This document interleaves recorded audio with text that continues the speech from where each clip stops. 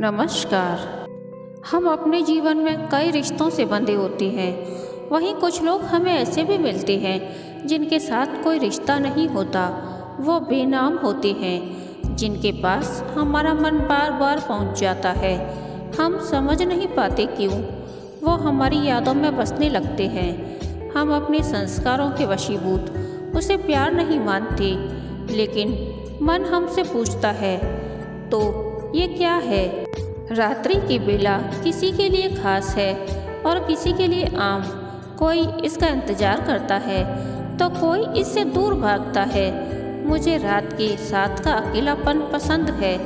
खामोशी के झूले में लंबी उड़ान भरता मन का पक्षी यादों के आकाश पर मीलों का सफ़र तय कर लेता है।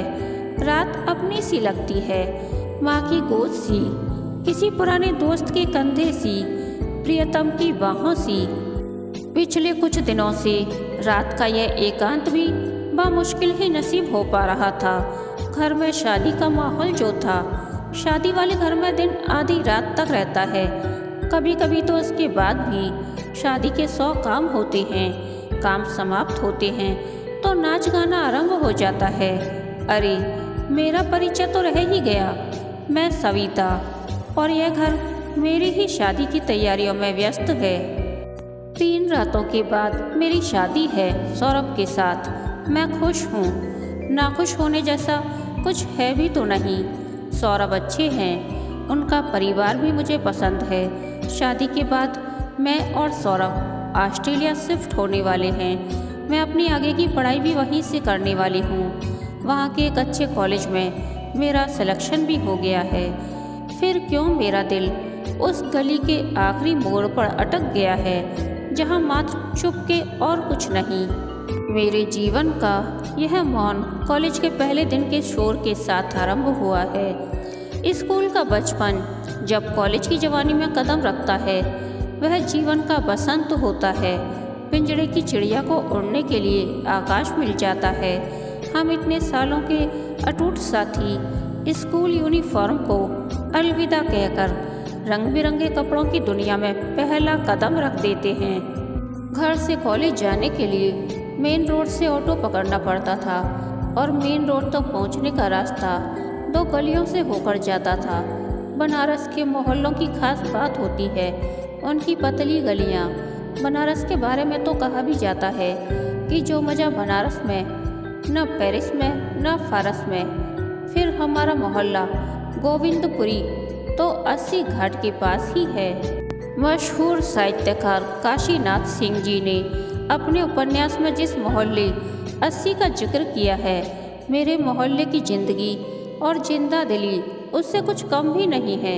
यहाँ एक तरफ कमर में गमछा और कंधे पर लंगोट टांगे दिखते हैं, तो वहीं दूसरी तरफ जीन्स शर्ट पर गमछा टांगे और आंखों पर नकली रेबैन लगाए भी दिख जाते हैं। कुछ ऐसे हैं जिनकी सुबह सूरज की पहली किरण गंगा में नहाकर होती है, तो कुछ ऐसे जिनकी सुबह कई गंगा, जमुना और सरस्वतियों को उतारकर होती है। कॉलेज के पहले दिन की उस सुबह में समय के पहले तैयार हो गई थी। मैं जब रागनी के घर पहुंची तो वह भी तैयार ही बैठी थी। हम साथ ही निकल पड़े थे, लेकिन मैं और रागनी अभी दूसरी गली में मुड़े ही थे कि बिन मौसम बरसात ने आकर हमारे गर्म जोश को ठंडा कर दिया। हमें खुद से अधिक अपने नए कपड़ों की चिंता थी, इसीलिए आसपास कोई ठिकाना ढूंढने लगे। सामने एक जेंट्स पार्लर था। उसके आंगन में पहले से ही कुछ लोग खड़े थे। हम भी खड़े हो गए। मेरे बाल थोड़े गीले हो गए थे। उन्हें सुखाने के लिए मैं अपनी हथेली को गर्दन के पीछे ले गई और धीरे धीरे बालों को नीचे से सहलाने लगी। तभी मैंने अचानक अपनी पीठ और गर्दन पर किसी की गर्म सांसों को महसूस किया। मैं तुरंत पीछे पलटी और चौंक गई। मैंने देखा एक 4-5 साल का बच्चा कुर्सी पर खड़ा होकर मेरी गर्दन पर फूंक रहा है। मुझे कुछ समझ नहीं आया तो मैंने इशारे से पूछा कि यह क्या हो रहा है। बच्चा भी घाघ था, बोला कुछ नहीं, मात्र दाहिनी तरफ इशारा कर दिया। वहाँ एक लड़का होठों पर टेढ़ी मुस्कान लिए खड़ा था। आंखों की बेशर्मी नजर नहीं आ रही थी। जनाब ने काला चश्मा जो चढ़ा रखा था, सफ़ेद धोती के ऊपर डाली गई पतली सफ़ेद चादर के नीचे से उनका पीला जनेऊ भी झांक रहा था। मुझे उस पर गुस्सा तो बहुत आया, लेकिन इससे पहले कि मैं कुछ कहती बरसात थम गई। हाँ, लेकिन निकलने से पूर्व मेरी आंखों ने मेरे गुस्से को दिखा अवश्य दिया। यदि आंखों में जलाने की ताकत होती तो उस दिन हीरो वहीं जलकर राख हो जाता। मेरे लिए तो वह मुलाकात वहीं खत्म हो गई, लेकिन उसके हिस्से की कहानी तो बस शुरू ही हुई थी। मैं उससे कभी नहीं मिली, पर वो मुझसे मिलता रहा। हर सुबह गली के मोड़ पर खड़ा हो जाता और मुझे आता जाता देखता रहता। मेरे कॉलेज जाने का समय बदलता रहता, लेकिन उसका इंतज़ार मुझे वहीं मिलता। मेरे लिए उसकी मौजूदगी कुछ नहीं थी, लेकिन जब भी रागनी मुझे उसके होने के बारे में बताती, ना मालूम क्यों मुझे अजीब सी बेचैनी होने लगती। हालांकि 1 साल तक उसने एक शब्द भी नहीं कहा, लेकिन ना मालूम क्यों मेरा गुस्सा उस पर बढ़ता ही गया। इसीलिए जब उस सुबह वह मेरे सामने आकर खड़ा हुआ, मैं फट पड़ी। क्या है, थप्पड़ खाना है क्या? लेकिन वह ना तो सहमा और ना ही मेरे सामने से हटा। मुस्कुराते हुए अपनी पैंट की जेब में कुछ टटोलते टटोलते बोला, नहीं, नाश्ता करके आया हूँ, फिर कभी आराम से खा लूँगा, अभी तो आपको कुछ देना है। उसकी ठिठाई ने मेरे गुस्से को और बढ़ा दिया। मैं समझ गई कि मजनू जी अपने प्रेम की पाती लेकर उपस्थित हुए हैं। मैं भी मन ही मन तैयारी करने लगी। आज तो बेटा तेरी खैर नहीं, ऐसा सबक सिखाऊंगी कि का खागा लिखना तक भूल जाएगा। मैं अभी ख्यालों में प्लानिंग कर ही रही थी कि रागनी ने कोहनी मारी। मैंने देखा वो लड़का एक सफ़ेद लिफाफा मेरी तरफ बढ़ा रहा है। गुस्से में बेदकती हुई मैं चीख पड़ी, दिमाग खराब है तुम्हारा? अभी पापा को बुलाऊं? मुझे लगा कि पापा का नाम लेने से वह डर कर भाग जाएगा, लेकिन वह बेशरम तो मुस्कुरा रहा था। इससे पहले कि मैं कुछ और कहती, उसने मेरी दाहिनी हथेली में जबरदस्ती लिफाफा ठूंस दिया और चला गया। मुझे बिजली का सा झटका लगा। वो जैसे मारे गुस्से के मैंने लिफाफा फेंक दिया, लेकिन उतावली रागनी ने लपक कर उसे उठा लिया। वह तो ऐसे खुश हो रही थी मानो परीक्षा के पहले प्रश्न पत्र हाथ लग गया हो। अभी फेंक दे इसे, मैंने रागनी की तरफ आंखें तरेरते हुए कहा, लेकिन जब तक मेरी बात पूरी होती तब तक वह लिफाफे में झांक चुकी थी। वैसे लिफाफे में झांकते ही मैडम का खुशी के मारे फूला मुंह पहले तो पिचका, फिर शरारत से खिल उठा। मुझे कुछ समझ नहीं आया तो मैंने फिर कहा, अब तो फेंक दे। वह मेरी तरफ लिफाफा लहराते हुए बोली, मैं तो फेंक दूंगी, लेकिन तू सोच ले, इस लिफाफे के बिना तो तू परीक्षा देने से रही। उसकी बात सुनते ही मेरी आंखें बड़ी हो गईं। क्या बक रही है? इतना कहकर मैंने लिफाफा उसके हाथ से छीन लिया। लिफाफे में मेरा एडमिट कार्ड था। मैंने तुरंत अपने बैग को टटोला। वहाँ कॉलेज वाला लिफाफा तो था, लेकिन एडमिट कार्ड गायब। कल कॉलेज से लौटते समय गिर गया होगा। मैं केवल इतना ही कह पाई। अगले दिन जब हम ऑटो स्टैंड पहुँचे, वो वहाँ पहले से खड़ा था। उसके चेहरे की मुस्कान मुझे असहज कर रही थी। मुझे गुस्सा भी आया और रोना भी। गुस्सा ना मालूम किस पर आ रहा था, खुद पर, उस लिफाफे पर जो उसे मिल गया, या अपनी आंखों पर जो उठ ही नहीं रही थी। कोई और उपाय ना देखकर मैंने सामने खड़ी एक साइकिल को गुस्से में लात मार दी। साइकिल अपने साथ खड़ी 2 और साइकिलों को लेकर गिर गई। वह जोर से हंस पड़ा। उसकी बेपरवाह हंसी की आवाज़ मेरे कानों में तब तक गूंजती रही जब तक मैं ऑटो में बैठकर वहाँ से निकल नहीं गई। अगला 1 साल भी यूं ही बीत गया। न मैंने अपना रास्ता बदला और न उसने अपना ठिकाना। फिर एक सुबह वो वहाँ नहीं था। उस दिन मैंने नज़र उठाकर पहली बार गली को ठीक से देखा। ना जाने क्यों गली भी कुछ बेचैन सी लगी। उस दिन मैंने यह भी जाना कि उस गली के साथ साथ मुझे भी उसकी प्रतीक्षारत आंखों की आदत हो गई थी। मेरे मन के अंदर के सवालों को रागनी ने पढ़ लिया और फिर एक खुलासा किया।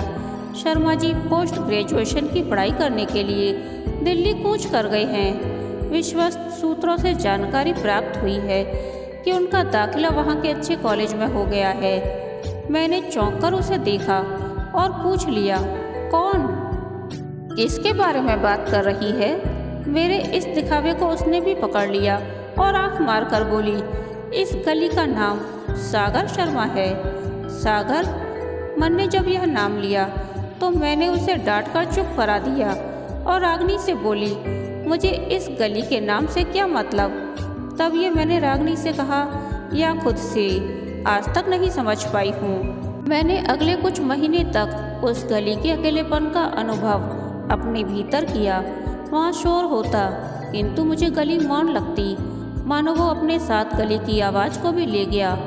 उसकी बेशर्म मुस्कुराहट कानों में आवाज़ देती, उसे वो जैसे मेरे आसपास ही छोड़ गया था। उस दौरान एक बात जो मैंने स्वयं में टटोलती और फिर वह ना पाकर आश्वस्त हो जाती, वह थी प्यार जैसी कोई भावना। वैसे मुझे इस खोज से जो मिला उसे मैंने आदत का नाम दिया, प्रेम का नहीं, क्योंकि प्रेम जैसी किसी भावना के लिए मेरे मन में प्रवेश वर्जित था। अपने सरल लक्ष्यों, पढ़ाई, टॉप रैंक, बढ़िया नौकरी, आर्थिक आज़ादी के बीच मुझे किसी उलझन को नहीं लाना था। वैसे भी ऐसे मूर्ख और बेतुके लड़के से मुझ जैसी लड़की को प्यार हो ही नहीं सकता। मैं और मेरे भीतर की लड़ाई बस समाप्त होने को ही थी कि एक दिन अचानक गली का वह पुराना साथी लौट आया। वैसे इस बार उसके दाहिने हाथ पर प्लास्टर चढ़ा हुआ था। मैं खुश तो नहीं, हाँ, पर मेरी पलकें भीग जरूर गई थी। क्यों? तब भी नहीं समझी और आज भी नहीं जानती। लगता है जनाब दिल के साथ हाथ भी तुड़वा बैठे हैं। रागनी ने धीरे से मेरे कान में फुसफुसाया तो मैंने उसे घूर कर देखा और बोली, क्या बकवास कर रही है? इसी अरे गहरे के बारे में कुछ भी मत बोल। मेरी इस बात पर रागनी अपनी गर्दन हिलाते हुए बोली, तेरे इस अरे गहरे को मेरी माँ ने गोद ले लिया है। क्या? मैं उछल पड़ी थी। आसमान कुछ अधिक ऊंचा है, वरना उस दिन मारे दहशत के मैं उसे छू ही लेती। जी, तुम्हारे बारे में जानकारी लेने के लिए जनाब मेरे घर के चक्कर लगाने लगे थे। एक दिन मम्मी ने पकड़ लिया। हीरो ने तत्काल मुझे बहन बना लिया। कहाँ तो मैं तुम्हारी उदासीनता देखकर इसकी राधा बनने के सपने देख रही थी और कहाँ इसने मुझे अपनी सुभद्रा बना लिया। और तो और शर्मा जी की मम्मी और हमारी मम्मी बचपन की दोस्त निकली। अब तो शर्मा जी ऑफिशियली हमारे भाई बन गए हैं, बाकायदा राखी बांधते हैं भाई। रागनी ने आंख मारकर कहा, तो मैं सकते में आ गई। तुमने आंटी को कुछ बताया तो नहीं? मैंने तुरंत पूछ लिया। छोटे शहरों में बात का बतंगड़ बनते देर नहीं लगती, इसीलिए मेरा डरना सामान्य था। कुछ बताने लायक ही नहीं है तो क्या बताती? वैसे कुछ बताने लायक होने की उम्मीद है क्या तुझे? रागनी ने कंधे उचकाकर पूछा तो मैंने जोर से ना में सिर हिला दिया तो बेचारा मुफ्त में ही हाथ तोड़वा बैठा। ने कहा और मेरे रोकने के बावजूद सागर को पास आने का इशारा कर दिया। उसके पास पंख नहीं थे, लेकिन वह जैसे आया उसे चलकर आना भी नहीं कहेंगे। रागनी ने उसके टूटे हाथ की तरफ इशारा करते हुए पूछा, भाई साहब यह क्या हाल बना रखा है? रागनी ने भाई साहब पर थोड़ा अधिक जोर दिया था। इस सवाल पर उसने अपना टूटा हाथ ऐसे उठाया मानो वो हाथ न होकर कोई शील्ड हो जिसे जनाब ने अभी अभी जीता है। जितना गर्व उसे खुद पर होगा उस सभी को बटोर कर उसने इस सवाल का जवाब दिया। वहाँ दिल नहीं लगता था, यहाँ की याद आती थी। थोड़ी देर रुककर मुझे ऐसे देखा जैसे मेरे चेहरे पर कुछ तलाश रहा हो, लेकिन मेरा चेहरा पहले की तरह भाव शून्य ही रहा। पर बंदे में गजब का आत्मविश्वास और बेशर्मी थी। अभी भी मुस्कुरा रहा था। बोला, अब यह बात पापा जी को बताई तो उन्होंने डांट लगा दी। यू नो ना, ये बड़े लोग तो बस पढ़ाई नौकरी के अलावा कुछ सोचते ही नहीं। इस पढ़ाई और नौकरी की दौड़ में एक बेचारा दिल पीछे रह जाता है। हाँ, तो जब हमारी बुद्धि की टांग टूटी तो हम दिल के सहारे खड़े हो गए। यहाँ आने के लिए कई तिकड़म लगाई पर कुछ नहीं हुआ, तो बस यह उपाय कर लिया। अभी कुछ महीने तो यही हूँ, बात की बाद में सोचेंगे। तू तो पूरा पागल है। यह कहकर रागनी तो हंसने लगी, लेकिन मुझे उसकी इस मूर्खता पर हंसी नहीं, गुस्सा आया। मैंने कनखियों से देखा तो पाया कि वह मेरे चेहरे को ही पढ़ने की कोशिश में लगा हुआ है। शायद मेरे मन के गीले कोने को तलाश रहा था। लेकिन जिस मरुस्थल को बड़ी मेहनत और जतन से सींचा गया हो, वहाँ तरलता खोजना मूर्खता थी। इसीलिए रागनी ने जब पहले कंधा मारकर और फिर भौहें उचकाकर कुछ कहने को कहा, तो मैंने अपनी आवाज़ की शक्ति को दबाने का प्रयास भी नहीं किया। बोली, पागल नहीं मूर्ख। किसी एक के मन की बात को दूसरे के दिल तक पहुंचने के लिए भावनाओं से होकर गुजरना पड़ता है। यह नहीं कि खड़े हो गए और घूर रहे हैं। सामने वाला नापसंदगी बता रहा है, लेकिन हम तो अव्वल दर्जे के बेशर्म ठहरे। अंत तक लगे रहेंगे। जिस रास्ते पर नो एंट्री का बोर्ड लगा हुआ है, उसी रास्ते पर मुड़ेंगे। ऐसी हालत में दुर्घटना हो जाने पर भी खुद को नहीं, रास्ते को ही दोष देंगे। जहाँ इनके लिए अमावस है, वहाँ चांदनी को पीने का ख्वाब देखेंगे। वाह! अरे, अगर खुद के भीतर कभी ना हार मानने का गुण है तो उसका इस्तेमाल अपनी जिंदगी बनाने में करो। लेकिन नहीं, इन्हें तो ना को हाँ में बदलना है। चाहे कोई परेशान होता है तो हो, दूसरे को परेशान करना ही इनकी नौकरी और पढ़ाई है। इनकी जवानी तो गुजर जाएगी यूं ही नुक्कड़ पर बैठकर, और आगे का जीवन बीतेगा नसीब को कोसकर। ऐसे मूर्ख जो अपना भला बुरा नहीं समझ पाते, उनसे खतरनाक कोई नहीं होता। वैसे तो मैंने यह सब रागनी से कहा, लेकिन कहा किसके लिए था यह समझ पाना इतना मुश्किल भी नहीं रहा। उसका चेहरा सफ़ेद पड़ गया। उसने वो भी सुना जो मैंने कहा और वो भी जो मैंने नहीं कहा। फिर भी उसने कुछ नहीं कहा, एक चुप के साथ मुझे देखता रहा। उसकी आंखों में ना तो क्रोध था और ना ही अपमान, वहाँ केवल दर्द था। अपने चुप के साथ वह चला गया। उस गली से, उस शहर से, मेरे जीवन से उसकी नज़रों का इंतज़ार फिर कभी नहीं दिखा। दिखता भी कैसे? अब वे कहीं नहीं थी, कहीं भी नहीं। उन्हें तो वो मेरे चेहरे पर टांग गया है। आज भी जब मैं आईना देखती हूँ तो अपनी पलकों के खूंटे में टंगी उसकी नज़र झांकती हुई मिल जाती है। मैं तो ठीक ही थी, ठीक ही रही और आज भी ठीक ही हूँ। उसकी याद वो क्यों आएगी? नहीं नहीं, कभी नहीं आती मुझे उसकी याद। बस जब उस गली से गुजरती हूँ, बस जब अपने हाथों की मेहंदी में सौरभ के नाम का एस देखती हूँ, बस जब बरसात होती है, बस जब किसी को हाथ में प्लास्टर चढ़ाए देखती हूँ, तब गीली आँखों के पीछे मुस्कुरा देती हूँ। सोचती हूँ, क्या यही प्यार है? प्यार उससे? अरे कभी भी नहीं। मुझे प्यार जैसा कुछ नहीं है और ना ही कभी था। लेकिन फिर मेरा मन मुझसे पूछता है, तो ये क्या है? कहानी के अंत तक बने रहने के लिए धन्यवाद। यह कहानी आपको कैसी लगी प्लीज़ कमेंट करके बताइए।